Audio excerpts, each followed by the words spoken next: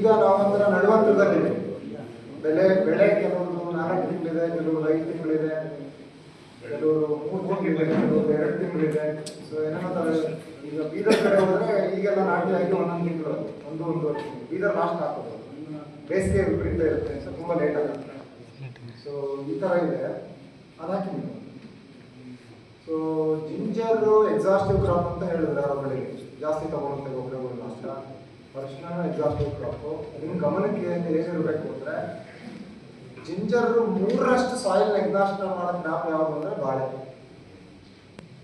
ಆದರೆ ಜಿಂಜರಿಗೆ ಮಾತ್ರ ಒಂದು ಅಡ್ಡಪಟ್ಟಿ ಕಟ್ಬಿಟ್ಟಿದ್ದಾರೆ. ಶುಂಠಿ ಬೆಳೆದ್ರೆ ಭೂಮಿ ಹಾಳಾಗೋಗುತ್ತೆ. ಎಲ್ಲ ಬೆಳೆ, ಯಾವುದೇ ಬೆಳೆ ಬೆಳೆದ್ರೂ ಭೂಮಿಯಿಂದ ತಗೊಳ್ಳೇಬೇಕು. ಅಲ್ಲಿರುತ್ತೋ ನಾವು ಹಾಕ್ತೀವೋ ಗೊತ್ತಿಲ್ಲ, ಎಲ್ಲ ಲೆಕ್ಕಾಚಾರ ಆಗುತ್ತೆ. ಸೊ ಹಂಗಾಗಿ ಶುಂಠಿ ಬೆಳೆದ ತಕ್ಷಣ ಭೂಮಿ ಹಾಳಾಗುತ್ತೆ ಅನ್ನೋದು ಸುಳ್ಳು. ಈಗ ರಾಗಿ ಹಚ್ಚಿಲ್ಲ, ರಾಗಿ ಇಳುವರಿ 10 ಕ್ವಿಂಟಲ್ ರಾಗಿ ಇಳುವರಿ ಬರಬೇಕು ಅಂದರೆ ಎಷ್ಟೋ ತಗೊಂಡಿರುತ್ತೆ. ಶುಂಠಿ ಎಷ್ಟು ಬರುತ್ತೆ ನಿಮಗೆ? 25 ಟನ್, 30-35 ಟನ್ವರೆಗೂ ತೆಗಿಯೋರಿದ್ದಾರೆ ಜನ. 500-600 ಚೀಲ ತಿಂದಿರೋದಿದ್ದಾರೆ. ಸೊ ಹಾಗಾಗಿ ಅಷ್ಟು ತೆಗೆಯುತ್ತೆ ಅಂದರೆ ಎಲ್ಲಿಂದ ಬರಬೇಕು? ಭೂಮಿಯಿಂದ ಬರಬೇಕು, ನಾವು ಹಾಕ್ಬೇಕು. ಸೊ ಆ ಉದ್ದೇಶ. ಇದು ಒಂದು ಟೆಂಟೇಟಿವ್ ಆಗಿ ನಿಮಗೆ ನಾವು ನ್ಯೂಟ್ರಿಯೆಂಟ್ ರಿಮೂವಲ್ ನೋಡಿದ್ರೆ ಶುಂಠಿದು 1 ಎಕರೆ ಶುಂಠಿನಲ್ಲಿ ನಮಗೆ ಒಂದು 350 ಚೀಲಕ್ಕಿಂತ ಜಾಸ್ತಿ ಇಳುವರಿ ಬಂದಿದೆ ಅಂದರೆ ಅದು ಯಾವ್ಯಾವ್ದು ಎಷ್ಟೆಷ್ಟು ತೆಗೆದಿದೆ ಅಂತ ನೀವು ನೋಡಿ. 70 kg ಸಾರಜನಕ ತಗೊಂಡು, ಇದನ್ನ ಯೂರಿಯಾ ರೂಪದಲ್ಲಿ ಹೇಳಬೇಕು ಅಂದರೆ ಇದಕ್ಕೆ 2.17 ಗುಣಾಕಾರ ಮಾಡಬೇಕು. ಒಂದು 170-180 kg ಯೂರಿಯಾ ಆಗುತ್ತೆ. ಅದರಲ್ಲಿ ಹೇಳುತ್ತೆ. ಅಮೋನಿಯಂ ಸಲ್ಫೇಟ್ ಲೆಕ್ಕದಲ್ಲಿ 70 kg ಹೇಳೋದಾದ್ರೆ 5ರಿಂದ ಗುಣಾಕಾರ ಮಾಡಬೇಕು. 350 kg ಅಮೋನಿಯಂ ಸಲ್ಫೇಟ್ ಬೇಕಾಗುತ್ತೆ. ಓಕೆ, ಅಂದ್ರೆ ಅದು ನ್ಯೂಟ್ರಿಯೆಂಟ್ ಕಂಟೆಂಟ್ ಮೇಲೆ ಹೇಳ್ತೀವಿ ನಾವು. ಇಲ್ಲಿ ನಾವು ಕೊಟ್ಟಿರೋದು NPK, ಸ್ವಲ್ಪ ಕ್ಯಾಲ್ಸಿಯಂ, ಮೆಗ್ನೀಷಿಯಂ ಮತ್ತೆ ಜಿಂಕ್ ಕೊಟ್ಟಿದ್ದೀವಿ. ಸಾರಜನಕ ನೋಡಿ, 20-25 kg ಸಾಕು 20 ಟನ್ ಶುಂಠಿ ಬರಕ್ಕೆ. ಇಲ್ಲೇ ನಮ್ಮ ರೈತರು ತುಂಬಾ ತಪ್ಪು ಮಾಡ್ತಾ ಇರೋದು ಇಲ್ಲೇ. ಎಷ್ಟು ಹಾಕಿದ್ರಿ DAP ಹಾಕ್ಬೇಕಾದ್ರೆ ಅಂದ್ರೆ ಸರ್ 3 ಚೀಲ ಹಾಕಿದ್ರು ಸರ್. ಫಸ್ಟ್ ಗೊಬ್ಬರ ಯಾವ್ದು ಹಾಕಿದ್ರೆ ಸರ್ 10-26-26 3 ಚೀಲ, SSP 2 ಚೀಲ ಹಿಂಗೆ ಹೇಳ್ತಾರೆ. ಅವ್ರು ಹಾಕಿರೋ ಫಾಸ್ಫರಸ್ನ ನಾನು ಕ್ವಾಂಟಿಫೈ ಮಾಡಿದ್ರೆ ಪ್ರತಿಯೊಬ್ಬರು 95% ರೈತರು 25 kg ಇದೆಯಲ್ಲ ಅದು 75-80 kg ಆಗಿದೆ ಮಿನಿಮಮ್. ಕೆಲವರು 150 kg ಮೇಲೆ ಹೋಗಿರುತ್ತೆ ಫಾಸ್ಫರಸ್. ಫಾಸ್ಫರಸ್ ಜಾಸ್ತಿ ಆದರೆ ನಿಮಗೆ 5 ಬೇರೆ ಬೇರೆ ನ್ಯೂಟ್ರಿಯೆಂಟ್ಗಳು ಗಿಡಕ್ಕೆ ಲಭ್ಯತೆ ತುಂಬ ಕಡಿಮೆ ಆಗುತ್ತೆ. Especially micro nutrients. ಕಬ್ಬಿಣ ಸಿಗಲ್ಲ, ಸತು ಸಿಗಲ್ಲ, ಕಾಪರ್ ಸಿಗಲ್ಲ. ಇದಕ್ಕೆ ನಾವು ಆಂಟಗಾನಿಸಮ್ ಅಂತ ಒಂದಕ್ಕೊಂದಕ್ಕೆ ಆಗಲ್ಲ. ಮತ್ತೆ ಮಂಜುನಾಥ್ ಸರ್ ಕೊಡೋದ್ರೆ ನಾವು PSB ಹಾಕ್ಬೇಕು ಅಥವಾ ಬೇರೆ ಜಿಲೇಟೆಡ್ ಮೈಕ್ರೋ ನ್ಯೂಟ್ರಿಯೆಂಟ್ ಹಾಕ್ಬೇಕಾದ್ರೆ ಸಾಯಿಲ್. ಸೊ ಹಂಗಾಗಿ ಫಾಸ್ಫರಸ್ ಅವಶ್ಯಕತೆ ಜಾಸ್ತಿ ಇಲ್ಲ. ಕೆಲವರು ಸರ್ ಬೆಳವಣಿಗೆ ತುಂಬಾ ಕುಂಠಿತ ಆಗಿದೆ ಶುಂಠಿದು, ನಾವು ಹಿಸ್ಟ್ರಿ ತೆಗೆಸಿ ನೋಡಿದ್ರೆ ಸಿಕ್ಕಾಪಟ್ಟೆ ಫಾಸ್ಫರಸ್ ಹಾಕಿರ್ತಾರೆ. ಫಾಸ್ಫರಸ್ ಜಾಸ್ತಿ ಆದರೂ ಕೂಡ ಸ್ಟಂಟಿಂಗ್ ಆಗುತ್ತೆ, ಬೆಳವಣಿಗೆ ಸರಿಗಾಗಲ್ಲ. ಸೊ ಹಂಗಾಗಿ ಬ್ಯಾಲೆನ್ಸ್ಡ್ ನ್ಯೂಟ್ರಿಷನ್, ಅದು ಏನು ಬ್ಯಾಲೆನ್ಸ್ ಅನ್ನೋದೇ ವಿಜ್ಞಾನ. ಇಲ್ಲಿ ಇಷ್ಟು ಜನ ಬಂದಿದ್ದೀರಿ, ಬಹುಶಃ ನಿಮ್ಗೆ ಇಷ್ಟು ಜನದ್ದು ನನಗೆ ಸಾಯಿಲ್ ಟೆಸ್ಟ್ ಪ್ಯಾರಾಮೀಟರ್ಗಳು ಕೊಟ್ಟರೆ ಒಬ್ಬೊಬ್ರಿಗೆ ಒಂದೊಂದು ಥರ ಶೆಡ್ಯೂಲ್ ಬರುತ್ತೆ. ಎಲ್ರಿಗೂ ಒಂದೇ ಥರ ಹೇಳಕ್ ಸಾಧ್ಯನೇ ಇಲ್ಲ. ಸೊ ಒಬ್ಬೊಬ್ರದ್ದು ಒಂದೊಂದು pH ಇರುತ್ತೆ, ಒಬ್ಬೊಬ್ರದ್ದು ಒಂದೊಂದು EC ಇರುತ್ತೆ, ಒಬ್ಬೊಬ್ರದ್ದು ಆರ್ಗ್ಯಾನಿಕ್ ಕಾರ್ಬನ್ ಬೇರೆ ಇರುತ್ತೆ, NPK, ಕ್ಯಾಲ್ಸಿಯಂ, ಮೆಗ್ನೀಷಿಯಂ ಬೇರೆ ಇರ್ತವೆ. ಸೊ ಅದು ಕಸ್ಟಮೈಸ್ ಮಾಡಿ ಕೊಡ್ಬೇಕು ನಾವು. ಯಾವುದೇ ಪುಸ್ತಕದಲ್ಲಿ ಬರ್ದಿರೋದನ್ನ ಯಥಾವತ್ತಾಗಿ ಕಾಪಿ ಮಾಡಿ ಅವ್ರಿಗೆ ಹೇಳಿದ್ದೆ ಇನ್ನೊಬ್ರು ಮಾಡಿದ್ರೆ ನಿಮಗೆ ರಿಸಲ್ಟ್ ಖಂಡಿತ ಬರಲ್ಲ. ಸೊ ಹಂಗಾಗಿ ನೀವು ಬೆಳೆ ಮಾಡೋಕ್ಕೆ ಮುಂಚೆನೆ ಸ್ಕೆಡ್ಯೂಲ್ ಮಾಡಿಸ್ಬೇಕು ಬೇಸ್ಡ್ ಆನ್ ಟೆಸ್ಟ್. ಅಗೇನ್ ಎಲ್ಲಿ ಟೆಸ್ಟ್ ಮಾಡಿಸ್ಬೇಕು ಮಣ್ಣನ್ನ? 100 ಲ್ಯಾಬ್ ಇದೆ. ನೀವು 3 ಲ್ಯಾಬ್ ಕೊಡಿ 3 ಥರ ರಿಪೋರ್ಟ್. ಸೊ ಅದಕ್ಕೆ ಟ್ರಸ್ಟೆಡ್ ಲ್ಯಾಬೋರೇಟರೀಸ್. ನಿಮಗೆ ಎಲ್ಲೂ ಆಗಲ್ಲ ಮಾಡಿಸೋಕ್ಕೆ ನಮಗೆ ಕಳಿಸಿ. ಶಿವಕುಮಾರ್ ಮಾಡ್ತೀರಾ? ನೀವು ಮಾಡ್ತೀರಾ? ಸೊ ಅವ್ರನ್ನ ಮುಂದಿನ ವರ್ಷದಿಂದ ಮಾಡಿಸ್ತೀವಿ ನಾವು. ಇಲ್ಲ, ನಮ್ಗೆ ಯಾರು ಕೊಡ್ತಾರೋ ನಾನು ಮಂಡ್ಯಕ್ಕೆ ತಗೊಂಡೋಗಿ. ಇಲ್ಲ ಸರ್, ನಾವು ನಮ್ಮ ಜಿಕೆವಿಕೆಲ್ಲ ಮಾಡ್ತಾ ಇದೀವಿ ಬಿಡಿ. ಸೊ ಇಲ್ಲಿ ಹತ್ರ ಸುತ್ತಮುತ್ತ ಇರೋರು PTP ಬರೀ ತಂದ್ಕೊಡಿ ಸರ್, ಮಾಡಿಸ್ಕೊಡ್ತೀವಿ ನಾವು. ಸೊ ಅದು ತೊಂದರೆ ಆಗಬಾರ್ದು ನಿಮ್ಗೆ ಯಾವುದೇ ಕಾರಣ. ಈಗ 100 ಆಮೇಲೆ ಈಗ ಸೆಟಲೈಟ್ ಅಂತ ಬಂದಿದೆ, ಅದು ಸರಿ ಇಲ್ಲ. ಅದು ಪ್ಲಾನ್ ಮಾಡೋರಿಗೆ, ಯಾರಿಗೆ agriculture minister, planning commission chairman, ಅವ್ರಿಗೆ ಡೇಟಾ ರೈತರಿಗೆ ಸರಿ ಇಲ್ಲ ಸ್ಯಾಟಲೈಟ್ ನ್ಯೂಟ್ರಿಷನ್. ಓಕೆನಾ? ಸೊ ಅಲ್ಲಿ ತಪ್ಪು ಮಾಡಬಾರ್ದು. ಸೊ ನೋಡಿ, ಆಮೇಲೆ ನೆಕ್ಸ್ಟ್ ಪೊಟ್ಯಾಷಿಯಮ್ 117 kg ಬೇಕು. ಇದನ್ನ MOP ಲೆಕ್ಕದಲ್ಲಿ ಹೇಳೋದಾದ್ರೆ ಇಂಟು 1.6 ಮಾಡಬೇಕು. SOP ಲೆಕ್ಕದಲ್ಲಿ ಹೇಳೋದಾದ್ರೆ ಇದು ಡಬಲ್ ಮಾಡ್ಕೋಬೇಕು. 234 kg ಬೇಕಾಗುತ್ತೆ. ಕ್ಯಾಲ್ಸಿಯಂ ನೋಡಿ 9 kg. ಜಾಸ್ತಿ ಬೇಕಾಗಿಲ್ಲ, 20 ಶುಂಠಿಗೆ ಕ್ಯಾಲ್ಸಿಯಂ 9 kg ಇದ್ರೆ ಸಾಕು. ಮೆಗ್ನೀಷಿಯಂ ನೋಡಿ 2 kg, ಕಬ್ಬಿಣ ಮತ್ತೆ ಜಿಂಕ್ ನೋಡಿ 2 kg. ಸೊ ಹಂಗಾಗಿ ಬಹಳ ಇಂಪಾರ್ಟೆಂಟ್. ಆಮೇಲೆ ನೆಕ್ಸ್ಟ್ ಇಲ್ಲಿ ಒಂದು again yield target based nutrient recommendation ಬಂದಿದೆ. STCR ಅಪ್ರೋಚ್ ಅಂತ ಇತ್ತು, ಸುಮಾರು ಗೊತ್ತಾಗುತ್ತೆ. Soil test based nutrient recommendations. First ಇದನ್ನು ಅಷ್ಟೇ ಯಥಾವತ್ತಾಗಿ ಯಾರು ಫಾಲೋ ಮಾಡಂಗಿಲ್ಲ. ಕಂಡೀಷನ್ ಅದೇನೆ, 15 ಟನ್ನಿಗೆ 20 ಟನ್ನಿಗೆ 25 ಟನ್ನಿಗೆ 30 ಟನ್. ಫಾರ್ ಎಕ್ಸಾಂಪಲ್ ನಿಮ್ಮ ಟಾರ್ಗೆಟ್ 30 ಟನ್ ಇದ್ರೆ ಕೊನೆಯದಿದ್ರೆ ನೀವು 140 kg ಸಾಧನೆ ಕೊಡ್ಬೋದು. ಅಕಸ್ಮಾತ್ 25 ಯಾರು ಬೇಡ ಅಂತ ಹೇಳಿ ಜಾಸ್ತಿ ಸರ್ ಇನ್ನೂ ಜಾಸ್ತಿ ಬರುತ್ತಾ ಅಂತ ಕೇಳ್ತಾರೆ. ಕರೆಕ್ಟ್ ಅಲ್ವಾ? ಹಾಕಿರೋದು ತೆಂಗಿನ ತೋಟದೊಳಗೆ ಶುಂಠಿ ಸರ್ 500 ಚೀಲ ಬರೋಕ್ಕಾಗುತ್ತಾ ಸರ್? ಸೊ ಆ ಥರ ಇರ್ತದೆ. ನಾನು ಬ್ರಾಕೆಟ್ ಅಲ್ಲಿ ರೆಡ್ ಅಲ್ಲಿ ಬರೆದಿರೋದು ಏನಪ್ಪಾ ಅಂದ್ರೆ, ನಿಮ್ಗೆ 25 ಟನ್ ಇಳುವರಿ ಬೇಕು ಶುಂಠಿ ಅಂದ್ರೆ ಹೆಚ್ಚು ಕಡಿಮೆ 250 kg ಯೂರಿಯಾ ಬೇಕು. ಯೂರಿಯಾ ರೂಪದಲ್ಲಿ ಬರ್ತೀವಿ. SSP 262 kg ಬೇಕು. ಅಂದ್ರೆ ನಿಮಗೆ 42 kg ಫಾಸ್ಫರಸ್ ಕೊಡೋದಕ್ಕೆ 262 kg SSP ಆಗುತ್ತೆ. ಪೊಟ್ಯಾಶ್ ನೋಡಿ 320 kg ಬೇಕು. ಕಾಂಪ್ಲೆಕ್ಸ್ ಅಲ್ಲಿ ಏನಾಗ್ತವೆ, ಎಲ್ಲ ಸೇಮ್ ಇರ್ತವೆ. 19 ಇದೆಲ್ಲ ಸೇಮ್ ಇರ್ತವೆ. 3 ಒಂದೇ ಬೇಕಾಗಿಲ್ಲ ನಮಗೆ. ಒಂದು ಭಾಗ ಸಾರಜನಕ ಇದ್ರೆ 3ನೇ ಒಂದು ಭಾಗ ರಂಜಕ ಇರುತ್ತೆ. 1.5 ಪಟ್ಟು ಪೊಟ್ಯಾಶ್ ಇರುತ್ತೆ ರೇಷಿಯೋ. ಅದನ್ನ ಮೇಂಟೈನ್ ಮಾಡಿ. ಸೊ ಅದಕ್ಕೆ ನಿಮ್ಗೆ ಒಂದು ಅರ್ಥ ಆಗಲಿ ಅಂತ ಈ ಒಂದು ಚಾರ್ಟ್ ಕೊಡ್ತೀನಿ. ನೆಕ್ಸ್ಟ್ ಸರ್ ಏನ್ ಗೊತ್ತಾ, ಈಗ ಮಣ್ಣು ಪರೀಕ್ಷೆ ಸಾಧಾರಣ ಮಣ್ಣಲ್ಲಿ ನೈಟ್ರೋಜನ್ ಎಷ್ಟಿರಬೇಕು, ಫಾಸ್ಫರಸ್ ಎಷ್ಟಿರಬೇಕು, ಪೊಟ್ಯಾಶ್ ಎಷ್ಟಿರಬೇಕು ಅನ್ನೋದು ಲಿಮಿಟ್ ಇರುತ್ತೆ. ಜಾಸ್ತಿ ಇದ್ದಾಗ ಏನ್ ಮಾಡಬೇಕು, ನಾವೇನ್ ರೆಕಮೆಂಡೇಶನ್ ಕೊಟ್ಟಿರ್ತೀವಲ್ಲ ಅದಕ್ಕಿಂತ ಒಂದು 10 ರಿಂದ 15% ಕಡಿಮೆ ಮಾಡಿಸ್ತೀವಿ. ಭೂಮಿಲಿ ಒಂದಿಷ್ಟು ರಿಸರ್ವ್ ಇರಲೇಬೇಕು. ನೀವು ಭೂಮಿಲಿ ಇರೋದನ್ನೆಲ್ಲ ಖಾಲಿ ಮಾಡೋಕ್ಕಾಗಲ್ಲ. ಭೂಮಿಲಿ ಯಾವುದೇ ಕಾರಣಕ್ಕೂ 0 ಇರೋಲ್ಲ. ಹೆಕ್ಟರ್ಗೆ ಒಂದು 300 kg ಪೊಟ್ಯಾಶ್ ಇರುತ್ತೆ ಅಂತ ಇಟ್ಕೊಳ್ಳಿ.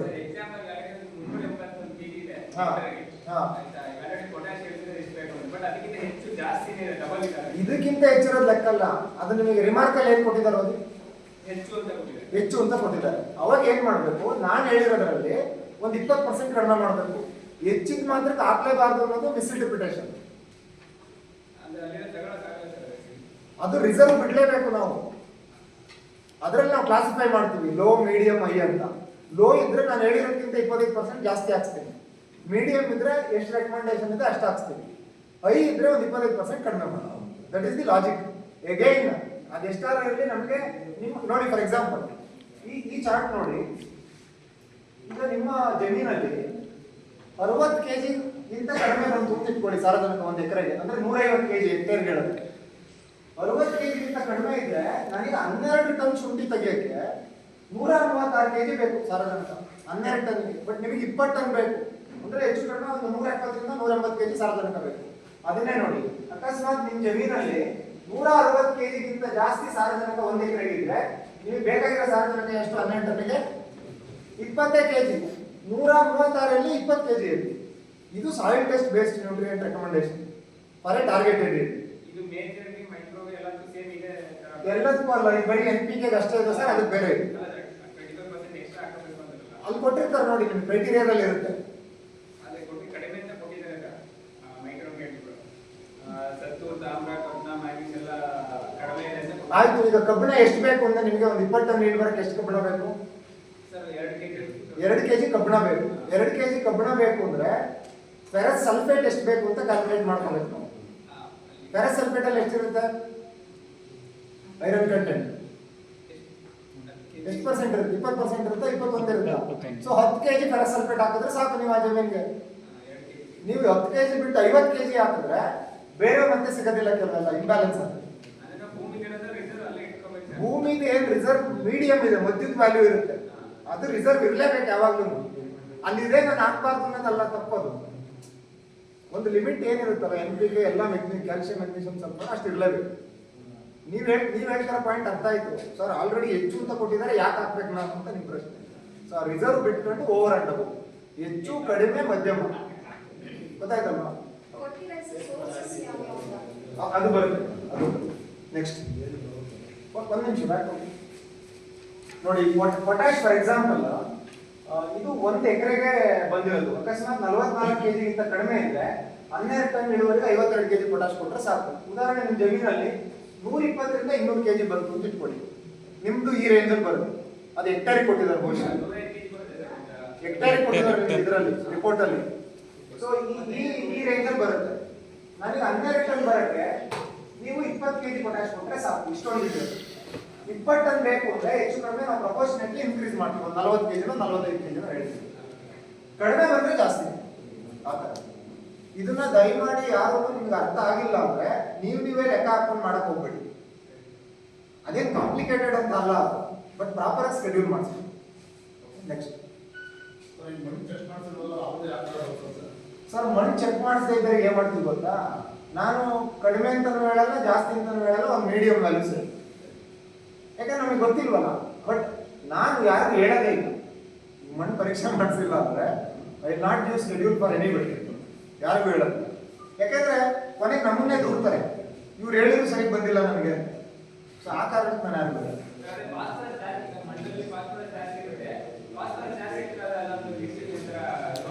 ಫಾಸ್ಫರಸ್ ಜಾಸ್ತಿ ಇದ್ರೆ ಎಲೆ ಎಲ್ಲ ಬೆಳಗಾಗೋದು, ಹಳದಿ ಆಗೋದು, ಸುಳಿ ಎಲೆಗಳು, ಕಬ್ಬಣ ಮತ್ತೆ ಸತ್ತು ಎರಡು ಮೇನ್ ಪ್ರಾಬ್ಲಮ್ ಬರುತ್ತೆ. ಪೊಟ್ಯಾಶ್ ಜಾಸ್ತಿ ಆದ್ರೆ ಎಲೆ ಸುಡ್ತವೆ, ಎಲೆ ಅಂಚೆಲ್ಲ ಸುಡ್ತಾ ಬರುತ್ತೆ, ಟಾಕ್ಸಿಕ್ ಆಗುತ್ತೆ. ಕಡಿಮೆ ಆದ್ರೂ ಸುಡುತ್ತೆ, ಜಾಸ್ತಿ ಆದ್ರೂ ಎಸ್, ಎರಡೂ ಸುಡುತ್ತೆ.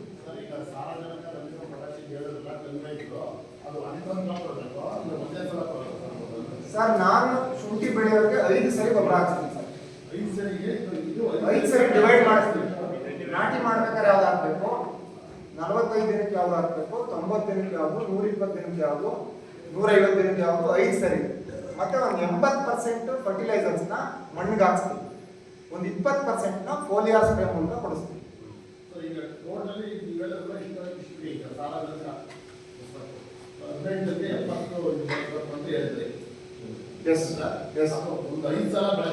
ಐದು ಸರಿ ಹೌದು, ನಾಟ್ ಒಂದೊಂದ್ಸರಿ ಅಷ್ಟಲ್ಲ, ಎಂಟೈರ್ ಬೆಳೆ. ಈಗ ಅವರು ಸೋರ್ಸಸ್ ಕೇಳಿದ್ರು. ಈಗ ಶುಂಠಿಗೆ ಒಂದು 6.5 ರಿಂದ 7 pH ತುಂಬಾ ಹಿಡಿಯೋದು. ರಸಸಾರ 6.5 ರಿಂದ 7 ಇರಬೇಕು. ಉದಾಹರಣೆಗೆ ನಿಮ್ಮ ಮಣ್ಣು 7.5 ಅಥವಾ 8 ಇದೆ ಅಂದ್ರೆ ಸ್ವಲ್ಪ ಕ್ಷಾರ ಮಣ್ಣು. ಅವಾಗ ಏನ್ ಮಾಡ್ತೀವಿ, ಆಸಿಡ್ ಫಾರ್ಮಿಂಗ್ ಫರ್ಟಿಲೈಸರ್ಸ್ ಯೂಸ್ ಮಾಡ್ತೀವಿ. ಯಾವುದು ಆಸಿಡ್ ಫಾರ್ಮಿಂಗ್ ಫರ್ಟಿಲೈಸರ್ ಅಂದ್ರೆ, ಈಗ ಅಮೋನಿಯಂ ಸಲ್ಫೇಟ್ ಮಣ್ಣಲ್ಲಿ ಕ್ಷಾರ ಇದ್ರೆ ಕಡಿಮೆ ಮಾಡುತ್ತೆ, ಸಲ್ಫರ್ ಇರೋದ್ರಿಂದ. ಸೊ ಅದನ್ನ ಹಾಕ್ಸ್ತೀವಿ. ಆಮೇಲೆ ಯೂರಿಯಾನು ಕೂಡ ಸ್ಲೈಟ್ಲಿ ಆಸಿಡಿಕ್ ಫರ್ಟಿಲೈಸರ್. ಯೂರಿಯಾನು ಹಾಕ್ಬೋದು, ಅಮೋನಿಯಂ ಸಲ್ಫೇಟ್ ಹಾಕ್ಬೋದು, ಸಾರಜನಕದ ಮೂಲವಾಗಿ ಆಸಿಡ್ ಇದಕ್ಕೆ ಆಲ್ಕಲೈನ್ ಸಾರಸ್ಗೆ. ಫಾಸ್ಫರಸ್ಗೆ ಆಪ್ಷನ್ಸ್ ಜಾಸ್ತಿ ಇಲ್ಲ ನಮಗೆ. ಫಾಸ್ಫರಸ್ಗೆ ನೀವು ಸಿಂಗಲ್ ಸೂಪರ್ ಫಾಸ್ಫೇಟ್ ಹಾಕಿ. DAP ನಲ್ಲಿ 46% ಇರುತ್ತೆ ಫಾಸ್ಫರಸ್, SSP ನಲ್ಲಿ ಕಡಿಮೆ ಇರುತ್ತೆ. SSP ಅಡ್ವಾಂಟೇಜ್ ಏನಂದ್ರೆ ಕ್ಯಾಲ್ಸಿಯಂ ಇರುತ್ತೆ ಮತ್ತೆ ಗಂಧಕ ಇರುತ್ತೆ, ಸಲ್ಫರ್ ಇರುತ್ತೆ. ಒಂದೇ ಒಂದು ಫರ್ಟಿಲೈಸರ್ ಅಲ್ಲಿ 3 ನ್ಯೂಟ್ರಿಯೆಂಟ್ಸ್ ಇರುತ್ತೆ. ನೀವು DAP ಹಾಕಿದ್ರೆ 2 ಇರುತ್ತೆ, N&P ಯಾವುದು ಸೆಕೆಂಡರಿ ನ್ಯೂಟ್ರಿಯೆಂಟ್ ಇರೋಲ್ಲ.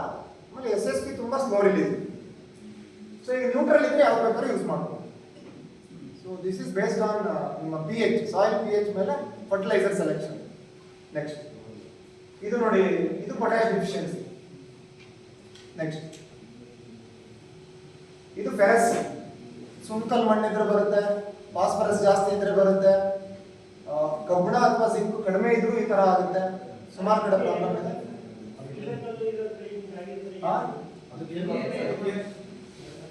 ಅದಕ್ಕೆ ಫಸ್ಟ್ ಮಣ್ಣು ಪರೀಕ್ಷೆ ಮಾಡಿಸಿರ್ಬೇಕು. ಈಗ ಮಾಡಿಲ್ಲ, ಈ ತರ ಆಗಿದೆ ಅಂದ್ರೆ ಸಿಂಪಲ್ ಸೊಲ್ಯೂಷನ್ ಅಂದ್ರೆ ಒಂದು ಬ್ಯಾರಲ್ ಒಂದು 4 kg ಜಿಪ್ಸಮ್ ಹಾಕೊಂಡು ಒಂದು 8 ಬ್ಯಾರಲ್ ಡ್ರೆಂಚಿಂಗ್ ಕೊಡ್ತೀವಿ. ಜಿಪ್ಸಮ್ ಕ್ಯಾಲ್ಸಿಯಂ ಸಲ್ಫೇಟ್ ಅಸಿಡಿಕ್ ಮಾಡುತ್ತೆ. ಅಸಿಡಿಕ್ pH ಅಲ್ಲಿ ಈಸಿಲಿ ನಮಗೆ ಕಬ್ಬಿಣ ಮತ್ತು ಜಿಂಕ್ ಎರಡು ಸಿಗುತ್ತೆ. ಯಾವುದು 4.07 ppm. ಓಕೆ, ಅದೇ ಅಲ್ಲಿ ಇದ್ದ ಮಾತ್ರಕ್ಕೆ ಸಿಗಬೇಕು ಅಂತಿಲ್ಲ, ಮಣ್ಣಲ್ಲಿ ಇದ್ದ ಮಾತ್ರಕ್ಕೆ ಗಿಡಕ್ಕೆ ಸಿಗಬೇಕು ಅಂತಿಲ್ಲ, ಕಂಡೀಷನ್. ಈಗ ಈ ತರ ಸಿಂಟಮ್ ಬಂದಿದ್ಯಾ?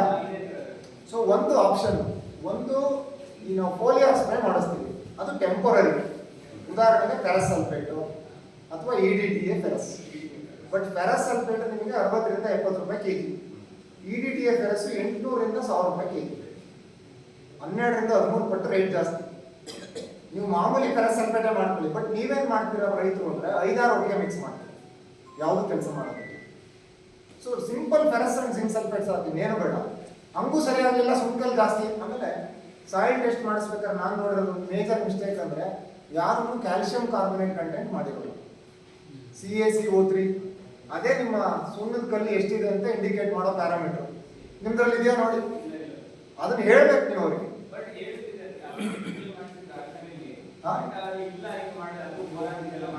ನೀವು ಅವ್ರ ಮೇಲೆ ಕಂಪ್ಲೇಂಟ್ ಕೊಡ್ಬೇಕು, ಅವ್ರು ಮಾಡಕ್ ಮಾಡ್ಬೇಕು. ನೀವು ಒಬ್ರು ಹೋಗ್ಬೇಡ್ರಿ, ಒಂದು 50 ಜನ ಹೋಗ್ರಿ, ನನಗೆ ಮಾಡ್ಕೊಡ್ರಿ ಅಂತ ಕೇಳಿ. ಬೋರಾನು ಮಾಡಲ್ಲ ಅಂದ್ರೆ ಅವ್ರು ತಪ್ಪು ಅಂತ ಹೇಳ್ತಾ ಇಲ್ಲ, ನನಗೆ ಇದಿಷ್ಟು ಬೇಕಪ್ಪ, ನೀನ್ ಮಾಡ್ತೀಯ ಇಲ್ವಾ, ಮಾಡಲ್ಲ, ನೀನ್ ಬೇರೆ ಕಡೆ ಮಾಡಿಸ.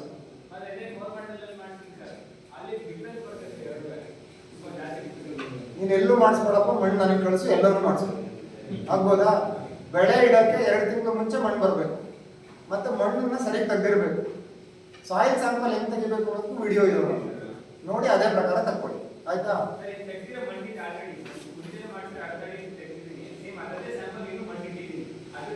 ಕಳಿಸ್ಬೋದು, ಏನು ಅಂತ ಏನು ನೀವು ಒಂದ್ ಕಡೆ ಇಟ್ಟಿದ್ರೆ ಲಾಸ್ ಆಗಿರಲ್ಲ ಅಷ್ಟೊಂದು. Same soil can be tested. Yes, next ಇದು ಅಷ್ಟೇ ಕಬ್ಬಣದ್ದೇನೆ. ನೆಕ್ಸ್ಟ್ ಇದು ನೋಡಿ ಸುಂಕಲ್ ಮಣ್ಣು. ನೆಕ್ಸ್ಟ್ ಮತ್ತೆ ಅದಕ್ಕೆ ಇನ್ನೊಂದು ಎಡ್ಡಾಫೆರಸ್ ಅಂತ ಇದೆ, ನಾವೊಂದು 1000 ಫೀಲ್ಡ್ ಸರ್ ಮಾಡ್ಕೊಂಡಿದ್ದೀವಿ. ಎಡ್ಡಾಫೆರಸ್ ಅಂದ್ರೆ ಏನು ಅಂದ್ರೆ ಅದೊಂದು ಚಿಲೇಟೆಡ್ ಫಾರ್ಮ್ ಆಫ್ ಫೆರಸ್. ಅದು ಸ್ವಲ್ಪ ಕಾಸ್ಟ್ಲಿ ಆಗುತ್ತೆ, ಹೆಚ್ಚು ಕಡಿಮೆ 900ರಿಂದ 1000 ರೂಪಾಯಿ ಕೆಜಿ ಇರುತ್ತೆ. ಅದು ಒಂದು ಬ್ಯಾರಲ್ಗೆ 1/4 kg, ಒಂದು 8ರಿಂದ 10 ಬ್ಯಾರಲ್ 2 kg ಒಂದು ಎಕರೆಗೆ ಮಾಡಿಸ್ತೀವಿ. ಸೊ ಎಡ್ಡಾಫೆರಸ್ ಏನಂದ್ರೆ pH 4ರಿಂದ 12 ಇರಲಿ ಸಾಯಿಲ್, ಈ ಕಬ್ಬಣನ ಸಿಗಂಗ್ ಮಾಡುತ್ತೆ ಗಿಡಕ್ಕೆ. 4ರಿಂದ 12 ಇದ್ರು ಮಣ್ಣಲ್ಲಿರೋ ಕಬ್ಬಣ ಗಿಡಕ್ಕೆ ಈಸಿಲಿ ಸಿಗುತ್ತೆ. ನಾವು ಮನು ಎಲ್ಲಪ್ಪ, ಮನು ಬರಬೇಕು. ನಾನು ಬೆಳಗ್ಗೆ ಒಂದು ಫೋಟೋ ಹಾಕಿದ್ದೆ, ಮನದು ಫೀಲ್ಡ್ ಒಂದು ಫೋಟೋ ಹಾಕಿದ್ದೆ ಗೊತ್ತಾ, ಎಲ್ಲ ಬೆಳ್ಳಗಾಗಿ ಮನೆಗೆ ತುಂಬಾ ಚೆನ್ನಾಗಿರುತ್ತೆ. ಒಂದು 2 ನಿಮಿಷ ನಿನ್ನ ಎಕ್ಸ್ಪೀರಿಯನ್ಸ್ ಇರುತ್ತೆ, 2ರಿಂದ 3 ನಿಮಿಷ ಈ ಪ್ರಾಬ್ಲಮ್ ಹೆಂಗೆ ಸಾಲ್ವ್ ಮಾಡ್ಲಿಕ್ಕೆ.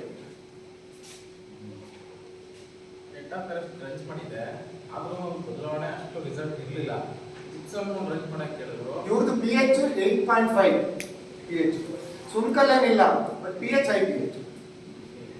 ಟ್ರಂಚಿಂಗ್ಗೆ ಲೇಬರ್ಗಳು ಸಿಗ್ಲಿಲ್ಲ, ಹಾಗಾಗಿ ಜಿಪ್ಸಮ್ ತಂದು ಅದನ್ನ ನೀಟಾಗಿ ಜಾಲರಿ ಹಿಡಿದು ಸಣ್ಣ ಕೋಟು ಥರ ಮಾಡಿ ಬೆಡ್ ಮೇಲೆ ಒದಗಿಸಿದೆ. ಇದು ಸಾದ್ಮೇಲೆ ಎಷ್ಟು ಹಾಕಿದ್ರಿ? ಎಕರೆಗೆ 400 kg ಜಿಪ್ಸಮ್. 400 kgಗೆ ಎಷ್ಟು ಖರ್ಚಾಯ್ತು? ಒಂದು ಬ್ಯಾಗಿಗೆ 140 ರೂಪಾಯಿ. 8 ಬ್ಯಾಗಿಗೆ 140 × 8 1000. ಆಯ್ತಾ? 1 kg ಎಡ್ಡಾಫೆರಸ್ಸಿಗೆ ಸಮ ಅದು. 8 ಬ್ಯಾಗ್ ಜಿಪ್ಸಮ್ ಒಂದೇ 1 kg ಎಡ್ಡಾಫೆರಸ್ಸಿಗೆ ಸಮ. ಲೇಬರ್ ಇಲ್ಲ ಅಂತ ಬೆಡ್ ಮೇಲೆ ಹಾಕು ಅಂತ ಹೇಳಿದ್ವಿ. ಬೆಡ್ ಮೇಲೆ ಹಾಕಿ ಸ್ಪ್ರಿಂಕ್ಲರ್ ಹಾಕುವಾಗ ಆಟೋಮೆಟಿಕಲಿ ಜಿಪ್ಸಮ್ ಡಿಸಾಲ್ವ್ ಆಗಿ ನಿಧಾನಕ್ಕೆ ಸರಿಯಾಗುತ್ತೆ ನಿಮ್ಮ ಜಮೀನು. ಹಂಗಾಗಿ 2 ತಿಂಗಳು ಆದ್ಮೇಲೆ ಸರಿಯಾಗಿರೋದು. 13 ದಿನಕ್ಕೆ ರಿಸಲ್ಟ್ ಸಿಗುತ್ತೆ. ಮಳೆನೂ ಬರ್ಲಿಕ್ಕೆ ಸ್ಟಾರ್ಟ್ ಆಯ್ತು, ಚೆನ್ನಾಗಿ ನೀರು ಕೊಟ್ಟೆ, 13 ದಿನಕ್ಕೆ ಹಸಿರು ಆಗ್ತಾ ಬಂತು. ಇವಾಗ ತುಂಬಾ ಫಸ್ಟ್ ಕ್ಲಾಸ್ ಆಗಿದೆ. ಗೊಣ್ಣೆ ಹೊಡೆದು ಅಂತ ಹೇಳ್ಬೋದು. ಗೊಣ್ಣೆ ಹೊಡೆದಿತ್ತು ಸರ್, ಅದು ಪೊಲೀಸ್ ಅನ್ನ ಡ್ರೆಂಚಿಂಗ್ ಮಾಡಿದೆ. ಅದಾದ್ಮೇಲೆ ಎಲ್ಲೂ ಕಾಟಿಲ್ಲ. ಪೊಲೀಸ್ ಪಿಪ್ರೋನಿನ್ ಇಮಿಡಾಕ್ಲೋಪ್ರಿಡ್ ಸ್ವಲ್ಪ ವಿಷ ಇರುತ್ತೆ, ಬಟ್ ಅದ್ರ ಬದಲಿಗೆ ನಾವು EPN ಹೇಳ್ತೀವಿ, ಎಂಟಮೋಪ್ಯಾಥೋಜೆನಿಕ್ ನೆಮಟೋಡ್ ಅಂತ ಪ್ರಾಡಕ್ಟ್ ಬರುತ್ತೆ. ಇವನು ಹಾಕಿರ್ಲಿಲ್ಲ, ಅದನ್ನ ನಾಟಿ ಮಾಡ್ಬೇಕಾದ್ರೆ ಮಿಸ್ ಮಾಡ್ಕೊಂಡಿದ್ದ, ಅದಕ್ಕೆ ಕೆಮಿಕಲ್ ಹೇಳಲೇಬೇಕು. ಸೊ ನೆಕ್ಸ್ಟ್ ಇಯರ್ ಹಾಕ್ಬೇಕಾದ್ರೆ ನೀವು ಶುಂಠಿಗೆ ಇಲ್ಲ 10 kg ಮೆಟ್ರೈಸಿಯಂ ಹಾಕಿ ಒಳ್ಳೆ ಕ್ವಾಲಿಟಿದು, ಇಲ್ಲ ಅಂದ್ರೆ 2 kg EPN ಹಾಕಿ. ಅದು ಈ ಮಂಜುನಾಥ್ ಅವ್ರು ಮಾತಾಡಿದ್ರಲ್ಲ, ಅದಕ್ಕೆ related biocontrol agents.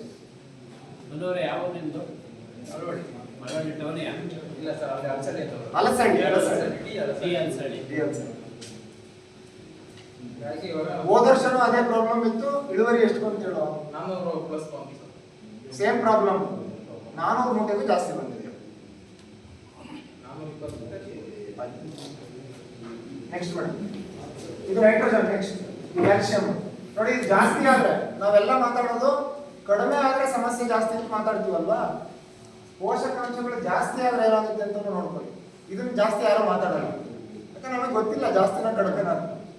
So nitrogen ಜಾಸ್ತಿ ಆದ್ರೂ ಸುಟ್ಟೋಗ್ತವೆ ಎಲ್ಲರೂ. ರಂಜಕ ಜಾಸ್ತಿ ಆದ್ರೆ ನಾನು ಅವಾಗಲೇ ಹೇಳಿದೆ ಬೆಳವಣಿಗೆ ಕುಂಠಿತ ಆಗುತ್ತೆ, ಸ್ಟಂಟೆಡ್ ಗ್ರೋತ್. ನೆಮೆಟೋಡ್ ಇದ್ದಾಗ ಆಗ್ತಾವಲ್ಲ, ಬೆಳೆಯಕ್ಕೆ ಬಿಡೋದಲ್ಲ ಆ ಥರ ಆಗುತ್ತೆ. ಪೊಟ್ಯಾಶ್ ಜಾಸ್ತಿ ಆದರೆ ಅಗೈನ್ ಸುಟ್ಟಂಗಾಗುತ್ತೆ ಎಲೆಗಳು. ಬೋರಾನ್ ಜಾಸ್ತಿ ಆದರೆ ಕೆಳಗಡೆ ಎಲೆಗಳು ಸುಡುತ್ತೆ. ಬೋರಾನ್ ಕಡಿಮೆ ಆದರೆ ತುದಿ ಎಲೆ, ಬೋರಾನ್ ಜಾಸ್ತಿ ಆದರೆ ಕೆಳಗಡೆ ಎಲೆ ಸುಡುತ್ತೆ. ನೆಕ್ಸ್ಟ್ ಇದು ನೋಡಿದ್ರೆ ಬಿಡಿ, ಜಿಂಜರ್ ಸ್ಪೆಷಲ್ 108 ಇದಾವೆ, ಒಳ್ಳೆ ಕಂಪ್ನಿ ಯೂಸ್ ಮಾಡಿ. ಇವೆಲ್ಲ ಏನ್ ಗೊತ್ತಾ, ನೀಡ್ ಬೇಸ್ಡ್ ಸ್ಪ್ರೇ. ಸುಮ್ಮನೆ ಜನರಲ್ ಆಗಿ ನಿಮ್ಮ ಭೂಮಿ ಒಳ್ಳೆ ತಾಕತ್ತಿದೆ, ಚೆನ್ನಾಗಿ ಆರ್ಗ್ಯಾನಿಕ್ ಮೆನ್ಯೂರ್ ಹಾಕಿದಿರಿ, ಏನು ಪ್ರಾಬ್ಲಮ್ ಇಲ್ಲ ನಿಮ್ಮ ಸಾಯಿಲ್ ಟೆಸ್ಟ್ ಪ್ರಕಾರ ಅಂದ್ರೆ ಇವ್ಯಾವುದು ಕೊಡೋದೇ ಬೇಕಿಲ್ಲ. ಅವ್ರು ಹೇಳ್ತಾರೆ ಇದು ಹಾಕಿದ ತಕ್ಷಣ ನಮ್ಗೆ 25% ಇಳುವರಿ ಜಾಸ್ತಿ ಆಗುತ್ತೆ ಅಂತ. ಎಲ್ಲೂ ಸಾಧ್ಯನೇ ಇಲ್ಲ ಆ ಥರ ಹಾಕಕ್ಕೆ. ಸೊ ಆ ಕಾರಣಕ್ಕಾಗಿ ನೀಡ್ ಬೇಸ್ಡ್ ಅಪ್ಲಿಕೇಶನ್. ಸಿಂಪ್ಟಮ್ ಇದ್ರೆ ಕೊಡಿ, ಇಲ್ಲ ಅಂದ್ರೆ ಬೇಡ.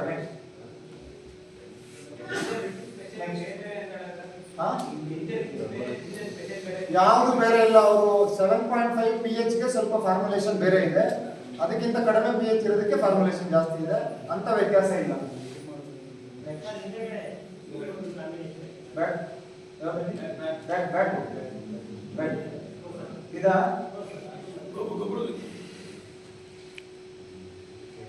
ಆಮೇಲೆ ಇದು ಅಂದ್ರೆ ಸ್ವಲ್ಪ ಬೆಳವಣಿಗೆ ಸ್ವಲ್ಪ ಸ್ಪೀಡ್ ಆಗಲಿ ಅಂತ ನಿಮಗೆ ಸಮಾಧಾನ ಇಲ್ಲ, ಶುಂಠಿ ಚೆನ್ನಾಗಿ ಬೆಳೆದಿಲ್ಲ ಅಂತ ಅಂದ್ರೆ ಸ್ವಲ್ಪ ಫೋಲಿಯಾರ್ ಕೊಡಿಸ್ತೀವಿ.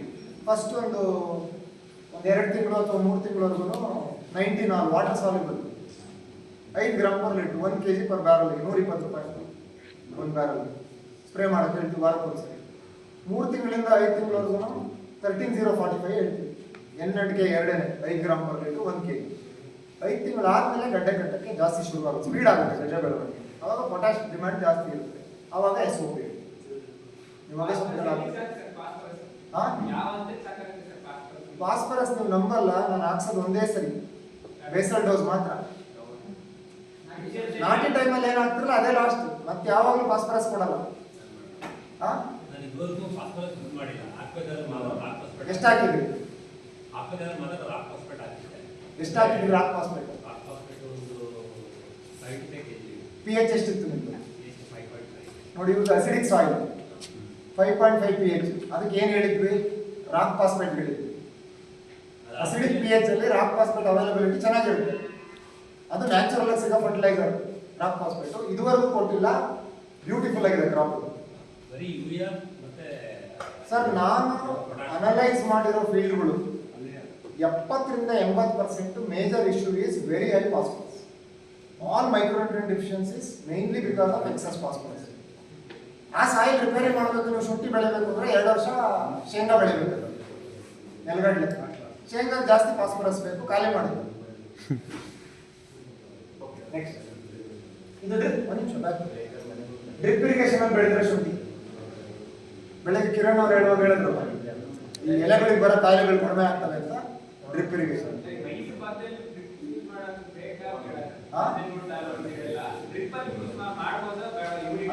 100% ಮಾಡ್ಬೋದು. ಎಲ್ಲೆಲ್ಲಿ ಹ್ಯುಮಿಡಿಟಿ ಜಾಸ್ತಿ ಇದೆ ಅಲ್ಲಿ ಯಾವುದೇ ಕಾರಣಕ್ಕೂ ಸ್ಪ್ರಿಂಕ್ಲರ್ ಬೇಕಿಲ್ಲ.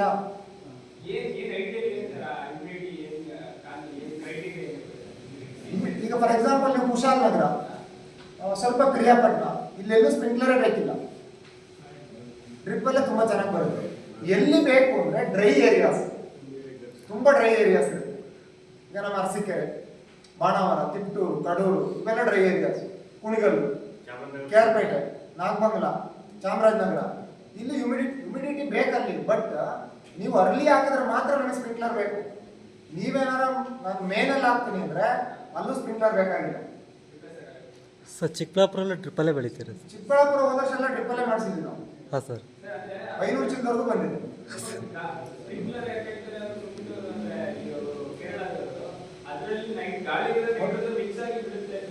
ಕೇರಳದ ಟೆಂಪರೇಚರ್ ಎಷ್ಟು, ನಿಮ್ಮೂರ ಟೆಂಪರೇಚರ್ ಎಷ್ಟು? ಎಷ್ಟು ಡಿಫ್ರೆನ್ಸ್ ಇದೆ? ಅವ್ರದ್ದು ಎಷ್ಟು ಇರುತ್ತೆ? 38-40 ವರೆಗೂ ಹೋಗುತ್ತೆ. ಶುಂಠಿಗೆ ಹ್ಯುಮಿಡಿಟಿ ಬೇಕಂತ, ಅದಕ್ಕೆ ಅದು ಮಾಡಿರೋದು ವೈನಾಡಲ್ಲಿ. ಸೊ ನಮ್ಮಲ್ಲಿ ಬೇಕಿಲ್ಲ. ಒಂದು ಕೆಲಸ ಮಾಡಪ್ಪ, ಒಂದು ಕೆಲಸ ಮಾಡು, ಮುಂದಿನ ವರ್ಷ 1 ಎಕರೆ ಡ್ರಿಪ್ಪಲ್ ಮಾಡು, 1 ಎಕರೆ ಸ್ಪ್ರಿಂಕ್ಲರ್ ಮಾಡು. ಬೆಳೆ ಮುಗಿದ ಮೇಲೆ ಬಂದಿಲ್ಲ ಅರ್ಧ ಗಂಟೆ ಮಾತಾಡು, ಆಗ್ಬೋದಾ? ನೆಕ್ಸ್ಟ್ ಇದೆಲ್ಲ ಬಿಡಿ. ನೆಕ್ಸ್ಟ್ ಆಮೇಲೆ ಇನ್ನೊಂದು, ಯಾವುದೇ ಕಾರಣಕ್ಕೂ ಪ್ಯಾರಾಕ್ವಾಟ್ ಯೂಸ್ ಮಾಡಬೇಡಿ ಯಾರು. ಕಳೆನಾಶಕ ಪ್ಯಾರಾನಾಕ್ಸ್ ಪ್ಯಾರಾಕ್ವಾಟ್ ಅಂತ ಬರುತ್ತಲ್ಲ, ನಮ್ದು ಒಂದೇ ಕಿವಿ ಮಾತು ಅಂದರೆ ನೀವು ಈ ಔಷಧಿಗಳು ತಗೋಬೇಕಾದ್ರೆ ಅದ್ರ ಮೇಲೆ ಒಂದು ಟ್ರಯಾಂಗಲ್ ಇರುತ್ತೆ, ಗ್ರೀನು ಬ್ಲೂ ಯೆಲ್ಲೋ ರೆಡ್. ನಿಮ್ಮ ಕನಸಲ್ಲೂ ಕೂಡ ನೀವು ರೆಡ್ ಇರೋದ್ರದ್ದು ಎಲ್ಲೋ ಇರೋದು ಯೋಚನೆ ಮಾಡಬಾರ್ದು. ಈಗ ತುಂಬ ಆಪ್ಷನ್ಸ್ ಇದೆ. ಈಗ ಫಸ್ಟ್ ಚಾಯ್ಸ್ ನಿಮ್ಮದು ಗ್ರೀನ್ ಇರಬೇಕು, ಸೆಕೆಂಡ್ ಚಾಯ್ಸ್ ಬ್ಲೂ ಇರಬೇಕು. ಬ್ಲೂನು ಕೂಡ ನಿಮ್ಮ ಜಮೀನಿಂದ ನೀರು, ಮಳೆ ನೀರು ಹರಿದು ಯಾವ್ದಾರ ಕೆರೆ ಕಟ್ಟೆ ಸೇರುತ್ತೆ ಅಂದರೆ ನೀವು ಬ್ಲೂನು ಯೂಸ್ ಮಾಡಬಾರ್ದು. ಅಲ್ಲಿ ಕೆರೆ ಕಟ್ಟೆಯಲ್ಲಿ ಇರ್ತಕ್ಕಂಥ ಮೀನು ಇರ್ಬೋದು ಅಥವಾ ಬೇರೆ ಏಡಿಗಳಿರ್ಬೋದು, ಅದಕ್ಕೆಲ್ಲ ವಿಷ ಅದು ಬ್ಲೂ ಕಲರ್ ಇರುತ್ತೆ. ಆದಷ್ಟು ಗ್ರೀನ್ ಮಾಡಿ, ಅನಿವಾರ್ಯ ಆದರೆ ಬ್ಲೂ ಮಾಡಿ. ರೆಡ್ ಆ್ಯಂಡ್ ಎಲ್ಲ ಯಾವುದೇ ಕಾರಣಕ್ಕೂ ಮಾಡಬೇಡಿ. ಡಯೂರಾನು ಮಾಡಬಾರ್ದು ನೀವು. ಡಯೂರೆಕ್ಸ್ನ ಸಾಯಿಲಲ್ಲಿ 6 ತಿಂಗಳು ಇರುತ್ತೆ, ಪ್ಯಾರಾಕ್ವಾಟ್ 2 ವರ್ಷ ಇರುತ್ತೆ ಸಾಯಿಲಲ್ಲಿ. ದಯಮಾಡಿ ಮಾಡಬೇಡಿ. ಅದಕ್ಕೆ ಆಲ್ಟರ್ನೇಟಿವ್ ಈಗ ನಿಮಗೆ ಪ್ರೀ ಎಮರ್ಜೆಂಟಾಗಿ ಆಕ್ಸಿಕ್ಲೋರ್ಫಿನ್ ಮಾಡಿ, ಪೆಂಡಿಮೆಥಾಲಿನ್ ಮಾಡಿ, ಅಟ್ರಜಿನ್ ಮಾಡಿ, ಏನೂ ಆಗಲ್ಲ. ಪೋಸ್ಟ್ ಎಮರ್ಜೆಂಟ್ ಸೆಲೆಕ್ಟಿವ್ ಗ್ರಾಸಸ್ಗೆ ಕ್ವಿಸೆಲೋಪಾಪ್ ಐತೆ ಇಲ್ಲಿ, ಪ್ರೊಪಾಕ್ವಿಸೆಪಾಪ್, ಗ್ಲೈಫೋಸೇಟು ಯೂಸ್ ಮಾಡಬೇಡಿ. ಗ್ಲುಫೋಸಿನೇಟ್ ಅಮೋನಿಯಂ ಮಾಡಿ. ಪಾರ್ಥೇನಿಯಮ್ ಕೈಗೆ ಕಿತ್ತಾಕಿ, ಯಾವ ಹೊಡಿಬೇಡಿ. ಕೈಗೆ ಗ್ಲೌಸ್ ಹಾಕೊಂಡು ಅದ್ರಲ್ಲಿ ಹೂ ಬರೋಕ್ಕಿಂತ ಮುಂಚೆ ಕಿತ್ತಾಕಿ. ಹೊಡಿಬೇಡ್ರಿ ಅಂತ ಹೇಳ್ತಾ ಇದ್ದೀನಿ ನಾನು. ಒಡೆದು ಸಾಯ್ತೀವಿ ಅಂದ್ರೆ ನಿಮ್ಮ ಇಷ್ಟ. ಒಡೆದು ನೀವಷ್ಟೇ ಸಾಯಲ್ಲ, ಬೇರೆಯವ್ರನ್ನೂ ಸಾಯಿಸ್ತೀವಿ. ನಿಮ್ ತಪ್ಪು ಅಂತ ಹೇಳ್ತಾ ಇಲ್ಲ, ನಿಮ್ಗೆ ಹೇಳ್ಕೊಟ್ಟಿಲ್ಲ ಯಾರು. ಇದು ಫಸ್ಟ್ ನಾವು ಕಲಾಯಿಸಕ್ಕೆ ಹೊಡೆದಿರ್ತೀವಲ್ಲ, ನಂತರದಲ್ಲಿ ಇನ್ನೊಂದು ತಪ್ಪು, ಪ್ರೀ ಎಮರ್ಜೆಂಟ್ ಯಾರು ಹೊಡೆಯಲ್ಲ. 18-20 ದಿನ ಆಗೋವರೆಗೂ ಔಷಧಿನೇ ಹೊಡೆಯಲ್ಲ ನೀವು. ಹುಲ್ಲು ಹಾಕಕ್ ಮುಂಚೆ 3 ದಿನದೊಳಗೆ ಪ್ರೀ ಎಮರ್ಜೆಂಟ್ ಹೊಡಿಬೇಕು ನೀವು. ಆಕ್ಸಿಗೋಲ್ಡು ಇಲ್ಲ ಇದನ್ನ ಮಾಡಬೇಕು, ಅಟ್ರಜಿನು ಇಲ್ಲ ಪೆಂಡಿಮೆಥಾಲಿನ್ ಮಾಡಬೇಕು. ಮಾಡಿಸಿದ್ದೀನಿ ಒಂದು 50 ಜನಕ್ಕೆ, ಕೇಳಿ ರಿಸಲ್ಟ್. ನಾವು 20 days ನೀವು ಆ 20 ಡೇಸಲ್ಲಿ ಏನು ಕಳೆ ಹುಟ್ಟಿರುತ್ತಲ್ಲ, ಸುಮಾರು ತಿನ್ಕೊಂಡಿರುತ್ತೆ ಪೋಷಕಾಂಶಗಳನ್ನ, ಭೂಮಿಲಿರೋವನ್ನ. ಅದು ತಿನ್ಕೊಂಡೆ ತಾನೇ ಬೆಳೆಯೋದು. ಅದು ಇಲ್ಲದೆ ಇದ್ರೆ ನಿಮ್ ಗಿಡಕ್ಕೆ ಸಿಕ್ತಿತ್ತ ನ್ಯೂಟ್ರಿಯೆಂಟು. ಸೊ 20 ದಿನಕ್ಕೆ ಏನು ಮಾಡಿ, ಶುಂಠಿ ಊಟಕ್ಕಿಂತ ಮುಂಚೆ ಎಗೈನ್ ಗ್ಲೈಫೋಸೇಟು ಪ್ಯಾರಾಕ್ವಾಟ್ ಮಾಡಬೇಡಿ, ಗ್ಲೂಫೋಸಿನೇಟ್ ಅಮೋನಿಯಂ ಮಾಡಿ, ಬಾಸ್ತಾ ಅಂತ ಬಂದಿದೆ. ಸೊ ಅವಾಗ ನಿಮಗೆ ಎಲ್ಲ ಶುಂಠಿ ಎಲ್ಲ ಕಡೆನೂ ಸತ್ತೋಗುತ್ತೆ. ಅದರಲ್ಲೂ ಆಕ್ಸಿಗೋಲ್ಡಲ್ಲಿ ಹೋಗಲ್ಲ, ಪ್ರೀ ಎಮರ್ಜೆಂಟ್. ಸೆಕೆಂಡ್ ಟೈಮ್ ಮಾಡಕ್ಕೆ ಆಮೇಲೆ ಹುಲ್ಲಿನ ಕಳೆ ಇದ್ರೆ ಏಜಿಲ್ಲು, ಅದಕ್ಕೆ ಕ್ವಿಸೆಲೋಪಾಪ್ ಅಂತ ಹೇಳಿದ್ರು, ಪ್ರೊಪಾಕ್ವಿಸೆಪಾಪ್ ಚೆನ್ನಾಗಿ ಕೆಲಸ ಮಾಡುತ್ತೆ. ಸೊಪ್ಪಿನ ಕಸ ಇದ್ರೆ ಕೈಲಿ ತೆಗ್ಸಿ. ಸ್ಯಾಂಪ್ರಾನ ಯಾರು ಹೊಡಿಬೇಡಿ. ಸ್ಯಾಂಪ್ರಾ ಅಂದ್ರೆ ಯಾರೋ ಸಂತರ ಮೀತಾ ಇಲ್ಲ, ಜೇಕು ಕೊನ್ನಾರೆಗೆ ಬಂದಿರೋದು. ಅದು ಯಾವುದ್ರಲ್ಲಿ ಕಬ್ಬಲ್ಲಿ ಮತ್ತೆ ಮೆಕ್ಕೆಜೋಳ ಹೊಡಿಬೋದು. ಶುಂಠಿಲಿ ಹೊಡೆದು ಒಂದು 50 ಜನ ಬೆಳೆ ಅರ್ಧಕ್ಕರ್ಧ ತುಂಬ ಪ್ರಾಬ್ಲಮ್ ಆಗಿದೆ. ಹೊಡಿಬೇಡ್ರಿ ಅಂದ್ರೂ ಹೊಡೆದಾರೆ. ಜೇಕ್ ಹೋಗುತ್ತೆ ಸರ್ ಅದು ನಮಗೋಸ್ಕರ. ಗ್ಲೈಫೋಸೇಟು, ಮೀರಾ 71 ಮರೆತು ಬಿಡಿ, ಪ್ಯಾರಾಕ್ವಾಟ್ ಮರೆತು ಬಿಡಿ, ಡಯೂರಾನ್ ಮರೆತು ಬಿಡಿ, ಯಾರು ಯೂಸ್ ಮಾಡಬಾರ್ದು. ಆಮೇಲೆ ಇನ್ನೊಂದು, ಈ ಬಯೋ ಕಂಟ್ರೋಲ್ ಬಗ್ಗೆ ಮಾತಾಡಿರಲ್ವಾ, ನಾವೊಂದು ಎಕ್ಸ್ಪೆರಿಮೆಂಟ್ ಮಾಡಿಸಿದ್ವಿ. ಏನು, ಕಳೆನಾಶಕ ಬಳಸಿದ್ರೆ ನಮ್ಮ ಭೂಮಿ ಎಲ್ಲ ಹಾಳಾಗೋಗುತ್ತೆ, ಭೂಮಿಲಿರೋ ಎಲ್ಲ ಮೈಕ್ರೋಬ್ಸು ಸತ್ತೋಗ್ತವೆ ಎಲ್ಲರೂ ಅಂದ್ಕೊಂಡಿರೋದಲ್ವಾ. 9 ಕಳೆನಾಶಕ ಬಳಸಿದ್ದೀನಿ ನಾನು ಎಕ್ಸ್ಪೆರಿಮೆಂಟಲ್ಲಿ. 9 ಕಳೆನಾಶಕ ಬಳಸಿದ್ದೀನಿ. ನೀವು ನಂಬಲ್ಲ, ನೀವು ಭೂಮಿಲಿರೋ ಯಾವುದೇ ಸೂಕ್ಷ್ಮ ಜೀವಿಗಳು ಸತ್ತೋಗಿಲ್ಲ. ಅವನ್ನ ನಾವು ಲ್ಯಾಬಲ್ಲಿ ತಗೊಂಡು ಪ್ಲೇಟಲ್ಲಿ ಅಗಾರ್ ಮೀಡಿಯಾಗ ಹಾಕಿ ಅದರೊಳಗೆ ಕಳೆನಾಶಕ ನಾವು ಫೀಲ್ಡಲ್ಲಿ ಎಷ್ಟು ಹಾಕ್ತೀವಿ ಅಷ್ಟೇ ತುಂಬಿ ಟ್ರೈಕೋಡರ್ಮ, ಸೂಡೋಮೋನಾಸು, ಫೆಸಿಲೋಮೈಸಿಸು, ಅಸ್ಟೋಬ್ಯಾಕ್ಟ್ರು 7 ಆರ್ಗ್ಯಾನಿಸಮ್ ಸ್ಕ್ರೀನ್ ಮಾಡಿಸಿದ್ದೀವಿ. ಯಾವುದೇ ಆರ್ಗ್ಯಾನಿಸಮ್ ಗ್ರೋತನ್ನು ಕೂಡ ನಿಮ್ಮ ಹರ್ಬಿಸೈಡ್ ಸಪ್ರೆಸ್ ಮಾಡಿಲ್ಲ. ಇದು ವಿಜ್ಞಾನ. ಇದು 9ರಲ್ಲ, ಐದರ್ ಗ್ರೀನ್ ಆರ್ ಬ್ಲೂ, ಎರಡೇ ಪ್ಯಾರಾಕ್ವಾಟ್ ಮಾಡಿದ್ವಿ. ಏನಕ್ಕೆ ಅಂದ್ರೆ ರೈತರು ಯೂಸ್ ಮಾಡ್ತಾರಲ್ಲ, ಅವ್ರಿಗೆ ತೋರಿಸ್ಬೇಕಿತ್ತು ನಾವು. ಪ್ಯಾರಾಕ್ವಾಟ್ ಏನು ಮಾಡಿಲ್ಲ, ಯಾವುದನ್ನ ಮೈಕ್ರೋಬ್ಸ್ನ. ಬಟ್ ಪ್ಯಾರಾಕ್ವಾಟು ಶುಂಠಿ ಉಳ್ಕೊಂಡಿದೆ, ನಾವು ಹಾರ್ವೆಸ್ಟ್ ಮಾಡಿದೀವಲ್ಲ 7 ತಿಂಗಳು 8 ತಿಂಗಳಾದ್ಮೇಲೆ ಮಣ್ಣಲ್ಲಿ ಉಳ್ಕೊಂಡಿದೆ. ಅದಕ್ಕೆ ಯೂಸ್ ಮಾಡಬೇಡಿ. ನಿಮಗೇನು ಕಳೆ ಹೋಗ್ಬೇಕಷ್ಟೇ ಅಲ್ವಾ, ಮಾಡಿ. ಮತ್ತೆ ಯಾವ್ದಾದ್ರೆ ಸೊಸೈಟಿ ಸೊಸೈಟಿ ಇದು ಬಿಡಿ, ಪ್ರೊಪಾಗೇಷನ್ ಹೊಡಿಬೋದು. 3 months ಅಲ್ಲಿ ಹೊಡಿಬೋದು. ಸೊಸೈಟಿ ಹೊಡಿದ್ರೆ ಡಯೂರಾನ್ ಹೊಡಿಬೇಡಿ. ಮಾಡ್ಬೋದು ಸರ್, ಸೊಸೈಟಿ ಮಾಡ್ಬೋದು. ಆದಷ್ಟು ರೈತರು ಟೆಕ್ನಿಕಲ್ ಹೆಸರುಗಳನ್ನ ಹೇಳಕ್ ಪ್ರಯತ್ನ ಮಾಡಿ. ಮತ್ತೇನು ಡೌಟ್ ಇದೆ?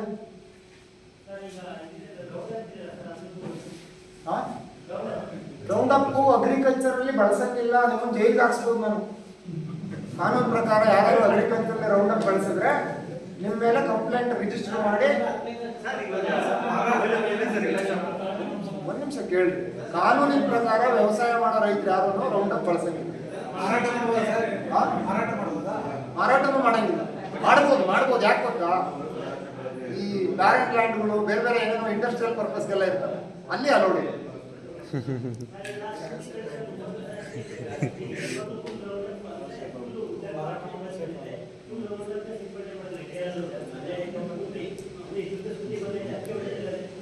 ಅದೇ ಈಗ ವೈನಾಡ್ ಹಾಳಾಗೋಗಿದೆ, ಈಗ ನಮ್ಮ ಕರ್ನಾಟಕನೂ ಹಾಳಾಗೋಗುತ್ತಷ್ಟೇ.